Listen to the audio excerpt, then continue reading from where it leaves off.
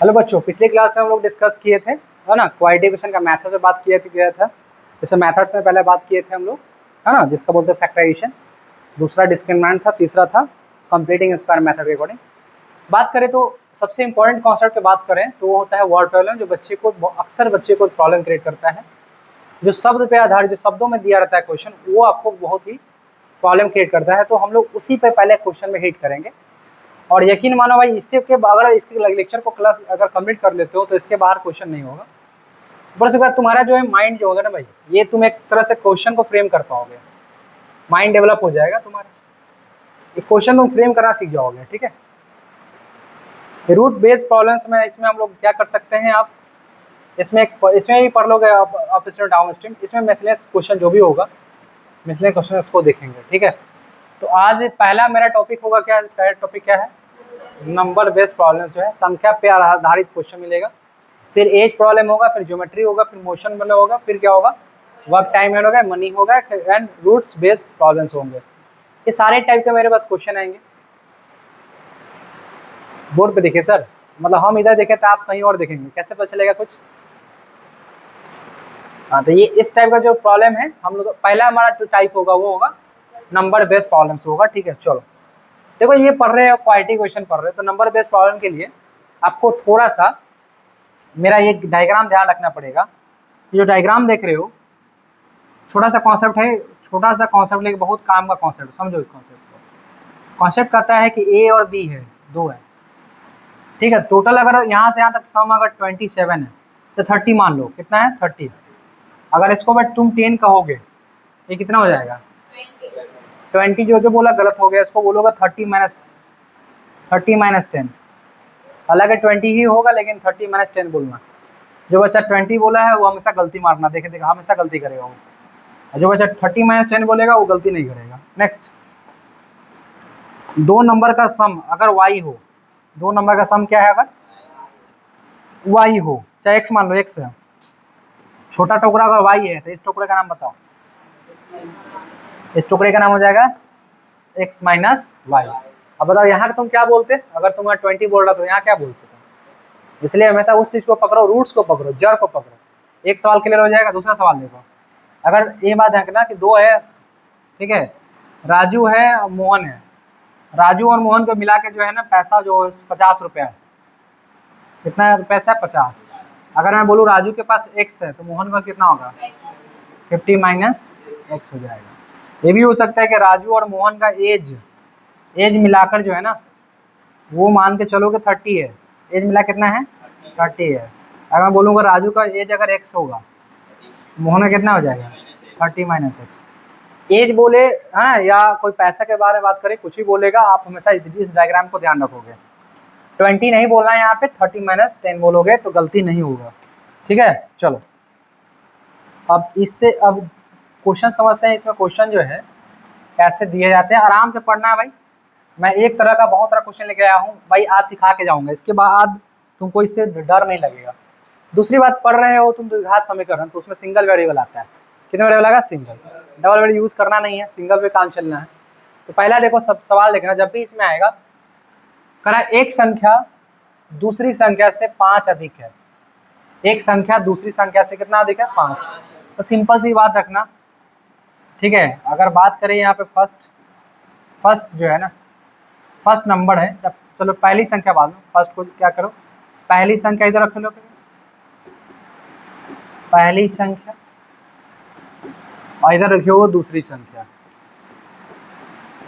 अभी खाली diagram frame समझो, बाद में लैंग्वेज लिखना सिखा दूंगा आराम से, पहले समझो। पहली संख्या है और यहाँ दूसरी संख्या।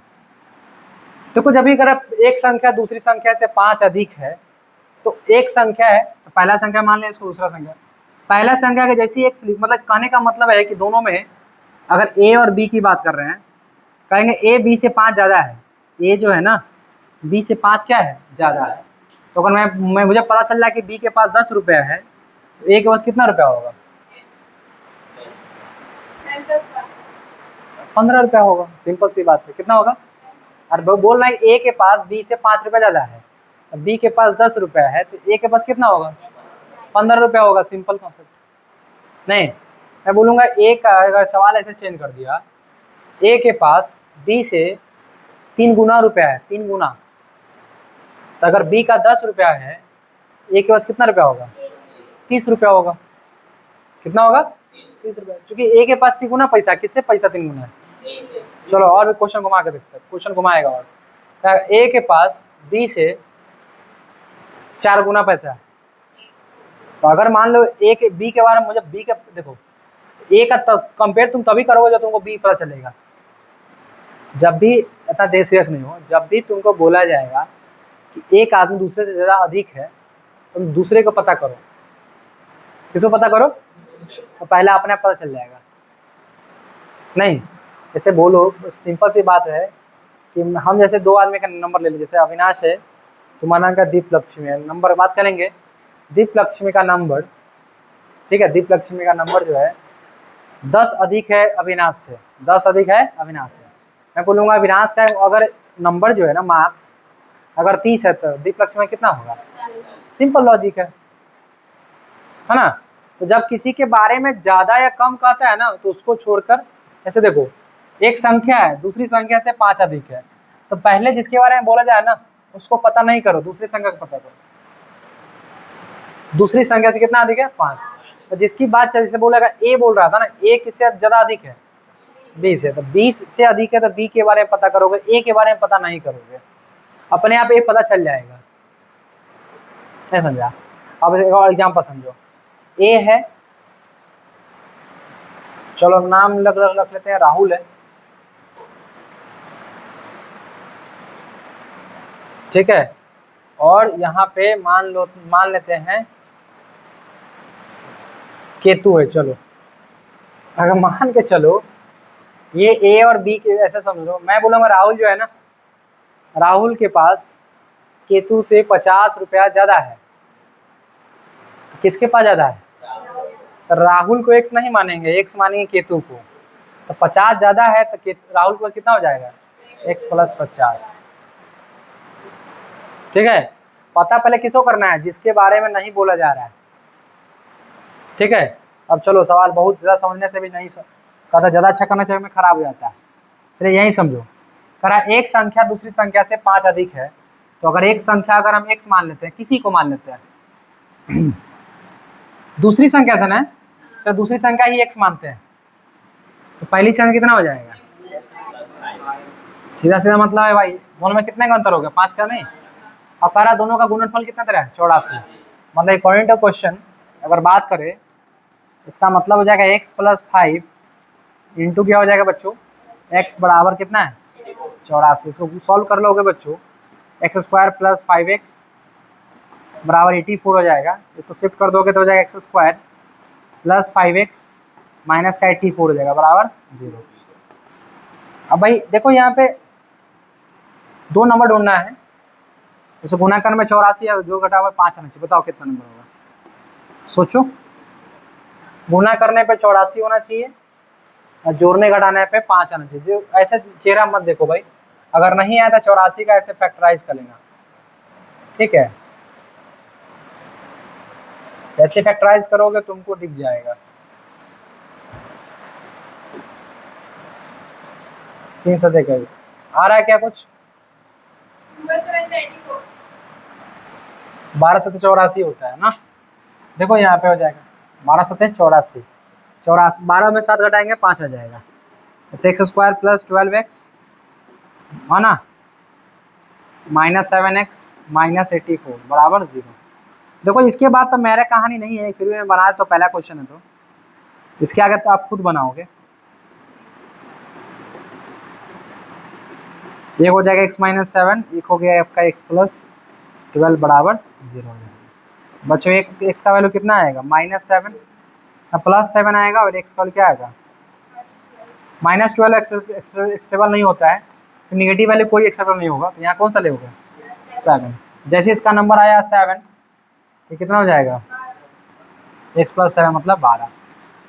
समझ रहे हैं? एक नंबर दूसरे नंबर से कितना अधिक है? 5 अधिक है, प्रोडक्ट कितना है? 84। समझ में? चलो दूसरा क्वेश्चन देखो। देखो दो संख्या का योग कितना है? 27 है। जब भी योग की बात करेगा ना, तो ऐसा वाला दिमाग में फोटो ऐसा आना चाहिए, ऐसा a और b, योग दोनों का कितना है? 27 है। तुमको पहला नंबर नहीं पता, पहला को मानोगे x, दूसरा कितना हो जाएगा? हाँ बोलो बोलो ना।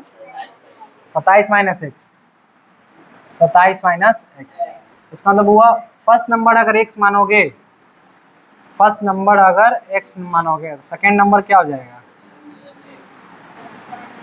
27 माइनस एक्स। ठीक है।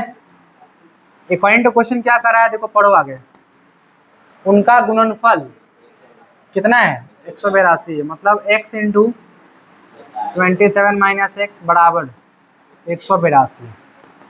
गुना करो 27x माइनस एक्स स्क्वायर बराबर, काम करो शिफ्ट कर लोगे, जैसे ही सबको उधर ले जाओ।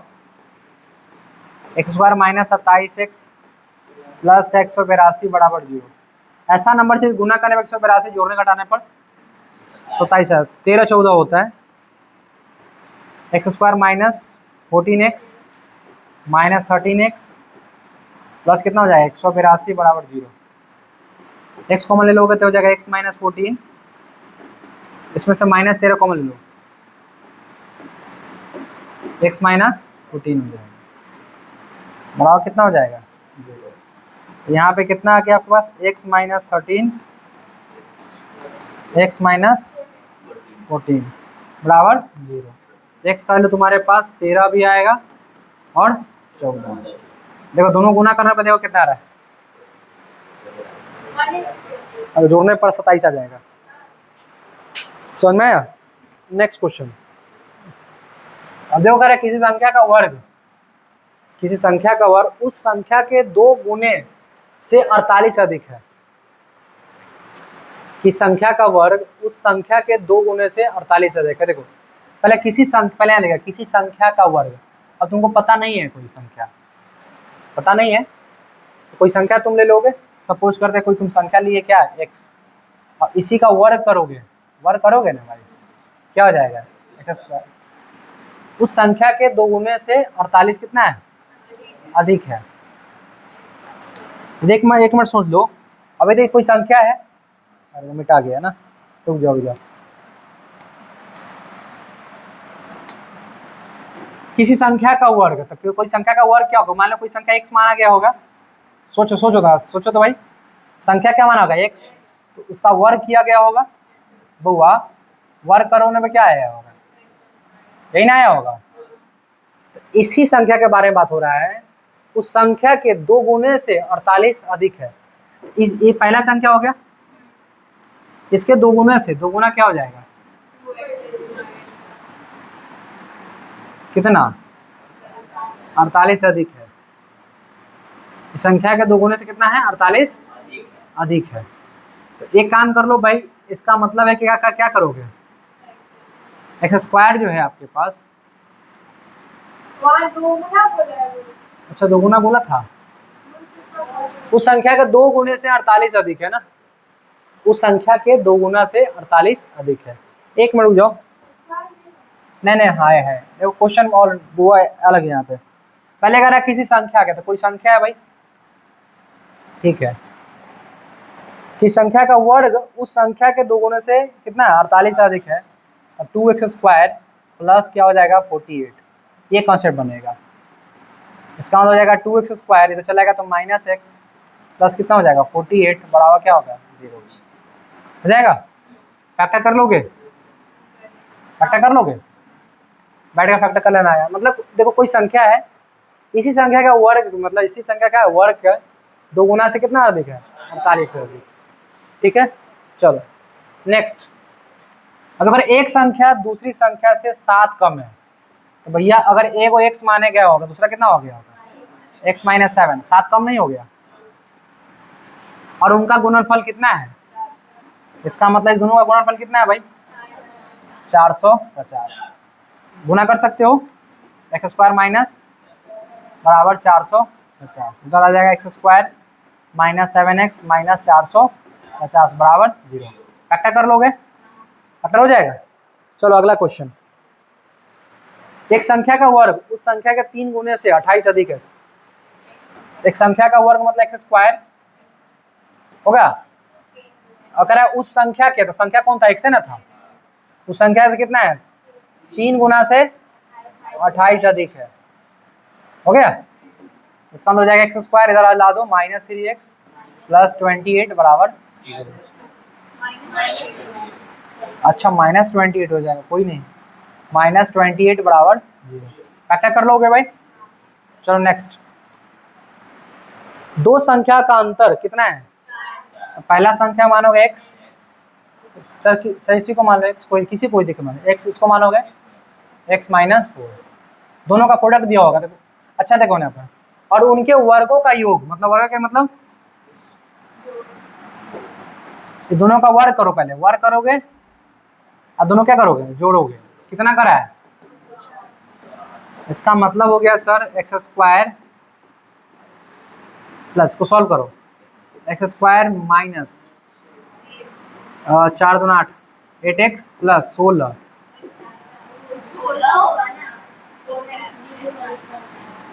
2 है भी ना, ठीक तो लिखा गया बराबर 208। ये सब एक झुंड में बोलती है। 2x square minus 8x plus, अब 16 कैसे होगा, सोचते रहो ना भाई। कौन 8, 2ab जानते हो, 2ab वही वही, 2 कॉमन निकाल लो भाई इसका, x square minus 4x plus 8, 2 से काटोगे तो कितना हो जाएगा 104 हो जाएगा। इधर ले आओ, x square minus 4x plus 8 minus 104, 96 आएगा क्या भाई, 96 आएगा। X square minus 4x minus 96 बराबर 0,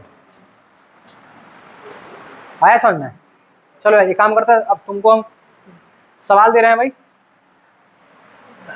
पहला क्वेश्चन ठीक है, फिर तुम्हारा दूसरा क्वेश्चन, इसको डील करके दिखाओ, खाली फैक्टराइज करके दिखाओ, मतलब फ्रेम करके दिखाओ। कुछ तुम्हारे पास समय देते हैं 3 मिनट का, 3 मिनट या 5 मिनट, चलो 5 मिनट देते हैं, 5 मिनट समय फ्रेम करो, और इसके साथ हम मिलेंगे अगली क्लास में, ठीक है। चलो।